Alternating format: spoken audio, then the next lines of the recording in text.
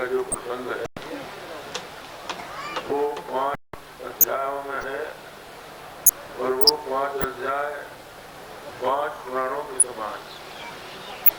पुराण की 5 वृत्तियां होती हैं, पुराण, अपान, समान, ज्ञान, उदान।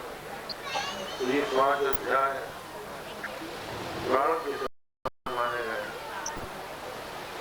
तो रास-अध्याय में भगवान श्री कृष्ण का गोपियों के साथ रास नृत्य हुआ है। उस नृत्य को रास क्यों कहा गया? इसलिए रसो वही का रस परमात्मा का स्वरूप है और उसका समूह जब वो व्यापक रूप में आता है तो उसी का नाम रास हो जाता है। तो उस रास नृत्य का वर्णन श्रीमद् भागवत में किया गया है। क्यों किया गया? श्रीमद् भागवत के बहुत बड़े टीकाकार श्रीधर स्वामी हैं। उनका कहना है ब्रह्मा विजय संरूढ़ दर्प संदर्प दर्पहा जय श्री बद्र गोपी रास मंडन मंडना। कामदेव ने ब्रह्मादि देव शिरोमणियों के ऊपर विजय प्राप्त कर ली। ऐसा कोई देवता नहीं बचा जो काम से पराजित में तीर धनुष, लेकिन वो तीर और धनुष फूलों का ही है।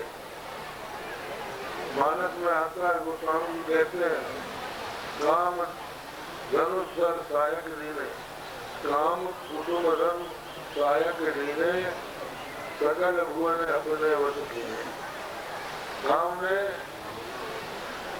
फूलों का ही धनुष और फूलों का ही बाण धारण करके सारे विश्व को अपने वश में कर लिया। जगदम्बा राजराजेश्वरी के पास भी गन्ने का धनुष है और फूलों का बाण, और क्रोध का अंकुश है और आग का पाठ। उनसे भी संसार में कोई नहीं जीत सका है, सब उनके पराधीन। तो अपने बल के मन में इठलाता काम चला जा रहा था। रास्ते में नारद जी मिले, उन्होंने पूछा कहो अनंत कहाँ जा रहे हो? बोला महाराज कहाँ जाए, हाथों में खुजली हो रही है, चाहते हैं किसी के दो हाथ लड़ लें पर कोई सामने आते ही नहीं। मेरे सामने सबने घुटने टेक दिए। नारद जी ने कहा अच्छा अपना नाम तुमने कंदर्प रखा है और तुम्हारे मन में कंदर्प होने का बहुत बड़ा गर्व है, तो उसके उस गर्व का दमन यदि करवाना हो तो ब्रज में चले जाओ। वृंदावन में भगवान श्री कृष्ण तुम्हारा मनोरथ पूर्ण करेंगे। तो ये वृंदावन गया, भगवान श्री कृष्ण कदम वृक्ष के नीचे अपने सखा के कंधे पे हाथ रखे दिवंग ललित भाव से खड़े। काम ने जाकर उनको प्रणाम किया। भगवान मुस्कुराकर बोले तो कम का दर्द कैसे आए? बोला महाराज आपसे दो हाथ लड़ने की इच्छा है। भगवान ने कहा अच्छा तो बोलो कौन सी लड़ाई लड़ोगे, मैदान की लड़ाई लड़ोगे या किले की लड़ाई लड़ोगे? काम ने पूछा कि दोनों का अभिप्राय बतलाइए। भगवान बोले कि हम निर्विकल्प समाधि बैठ जाएंगे, तुम हमारे मन को समाधि से विचलित कर लड़ाई तो ये, और दूसरी है मैदान जीत किले की लड़ाई। तो मैदान की लड़ाई ये है कि हम गोपियों के साथ सहस्त्र सहस्त्र गोपियों के साथ रात नृत्य करेंगे, तुम हमारे मन को विचलित करो। काम बोला महाराज हम चाहते हैं कि हम किले में रहे और आप मैदान में रहे, लड़ाई ऐसी होनी चाहिए। हम गोपियों के कांचन में कामगामी अंग रूपी किले में रहेंगे, दुर्ग में रहेंगे, और आप गोपियों के बीच में रात नृत्य करेंगे। भगवान ने कहा तथास्तु। तो उस काम पर विजय प्राप्त करने के लिए ये रचना रास भगवान ने किया। इसलिए अंत में लिखा है कि जो भगवान की रास लीला की कथा सुनता है वह काम पर विजय प्राप्त कर लेता है। ब्रह्मादि जय संरूढ़ दर्प कंदर्प दर्पः जयति श्रीपतिर्गोपी रासमंडल मंडलः। इस रास पंचाध्यायी के प्रवक्ता श्री सुखदेव जी महाराज, श्री सुखदेव जी के संबंध में आप बहुत कुछ सुन चुके हैं। इन सुखदेव जी के नाम के आगे श्री लगाया गया है। इसका कारण यह है कि सुखदेव जी परमहंस है और परमहंसों में भी श्री परमहंस। ये हमने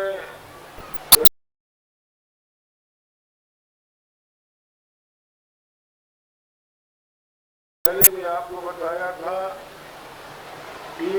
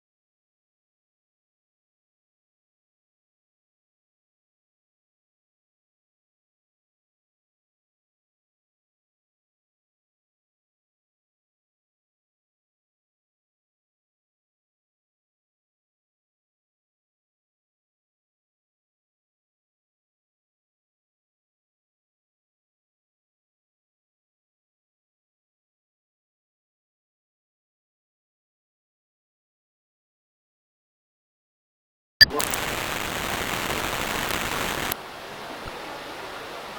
बताया है कि मतो